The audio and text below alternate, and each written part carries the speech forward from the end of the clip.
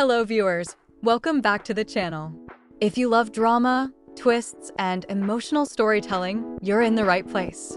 Today, we're diving deep into episode 7 of Shine On Me. But before we get into the new chapter, let's quickly revisit how episode 6 ended. In episode 6, Nie Xiguang, Lin Jia, and Wan Yuhua arrived in Shanghai. They ate at a restaurant and a cafe near Huaya Bank and Shengyuan Company. Xiguang was hoping to meet Zhuang Su, but it was Saturday, no chance to meet. She waited, hoping for a moment, but fate didn't deliver. Meanwhile, Lin Yusen had his own struggles, ending up in an accident while saving someone. Xiguang, who had wished for him to vanish. Episode 7 begins with Zhuang Su working tirelessly in his office on the proposal for Xingyuan's Suzhou branch. His colleague interrupts, urging him to take a break. This colleague knows inside information. He tells Zhuang Su that the bank will probably not invest in Suzhou. From him, Zhuang Su learns more about Lin Yusen, whom he had met once before with Mr. Song. Just then, Zhuang Su gets a call from a beautiful friend Rong. She arrives with food from his mother, something they've shared since childhood. They meet at the same cafe Xiguang had visited earlier. Rong wants to try the famous cake, but it's sold out. She's upset. She asks Zhuang Su if he's still in touch with his friend who is interested in Xiliang. She worries Xiliang might have someone else in his life. Then she turns the question on Zhuang Su. Does he have anyone in his life? But Zhuang Su is focused only on his job and making real money. Everything else is secondary. And here's the twist. The ones who bought all the cakes were Xiguang, Lin Jia, and Wan Yuhua. They loved them so much they bought the rest to share with their office mates. Later, the three friends plan to travel by cab. Lin Yusen sees them while driving. Xiguang waits even when the cab arrives. She's hoping for a chance to meet Zhuang Su. It's the same path he's traveled many times, but still, they don't meet. In a city like Shanghai, running into someone is nearly impossible. She waits only for him, but fate doesn't align. Tell me honestly, have you ever waited for someone, hoping for a chance encounter, only to realize it may never happen? Meanwhile, Lin Yusen goes for a hospital checkup. His rehab for his left hand is complete, no pain in the mornings, but he still can't do much with it. As he leaves, a former colleague joins him. They walk together to the parking lot. Suddenly, an uncontrolled biker rushes in. Lin Yusen acts quickly, saving an old lady, but injures his foot in the process. The next day in Suzhou, the GM announces that Lin Yusen had an accident in Shanghai.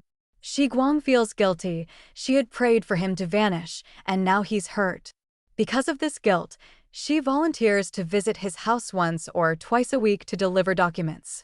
She wants to change the bad impression he has of her. Xiguang arrives at his home. She asks the maid, Miss Chin, how he is.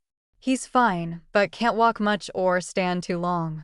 She wonders, was her wish really this powerful? She doesn't want to meet him directly, so she asks if she can just leave the documents. But Ms. Chin tells Lin Yusen that a beautiful lady from his office is here. He asks her to come in.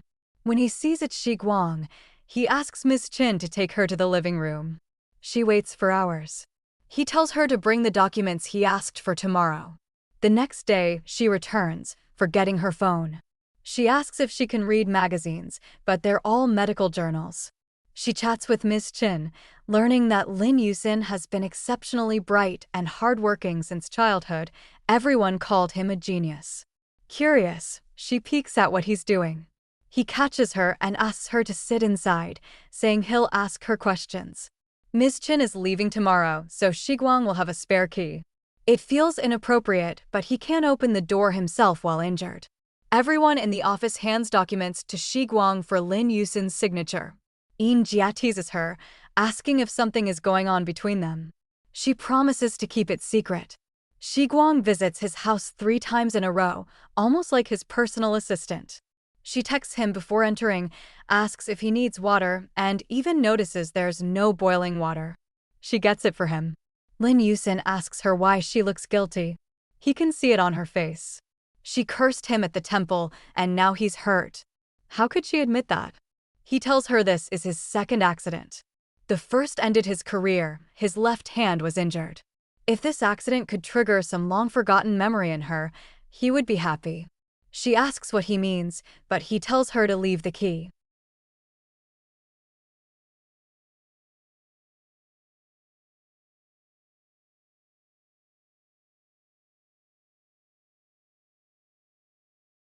She's not needed anymore. Back at the office, Xiguang sees someone being taken away by police. It's Mr. Mo. She leaves documents with Mr. Wang, realizing she may have offended Lin Yusen. That evening, she and her friends gathered at a restaurant. They discuss Mr. Mo's arrest. He's unlikely to return. Head office complaints led to police involvement. An internal audit is coming soon. Xiguang reflects she's never been in a relationship. She compares herself to an NPC in a game, crushed by a monster, waiting for someone to save her. 10 days later, Lin Yusen is back at the office. He assigns work to Yin Jia and heads to his cabin. She slacks off, quickly changing her monitor when he passes, afraid he'll scold her. But he says nothing. A new head of procurement is appointed, Ms. Chen. Mr. Ding becomes head of engineering. Mr. Wang is deputy head of procurement. Funding negotiations continue with Eason Trust. At the site, many new people arrive. A new boss always brings their own team. Xiguang, however, is left without tasks. She's bored reading gossip. Lin Yusen notices, but says nothing. Meanwhile, Zhuang Su meets Mr. Song. His report doesn't match what his senior wanted. Zhuang Su supports funding, but Mr. Song wants the opposite. Zhuang Su explains his work, showing he put in effort. Mr. Song asks if he's interested in joining investment banking. Later, Zhuang Su talks to his brother, Zhuang Fei. Fei collected details that helped him gain credit. They discuss whether to tell their mother. Fei suggests telling Yirong, who sent Zhuang Su a birthday present. But he didn't even know. Fei tells him to get a girlfriend. Zhuang Su admits he's changed, but it's too late. Back at the dorm, there's still no vacancy in Building 1. Yin Jia forgets her keys. Xiguang comes to wash clothes and finds her. Wan Yuhua isn't back.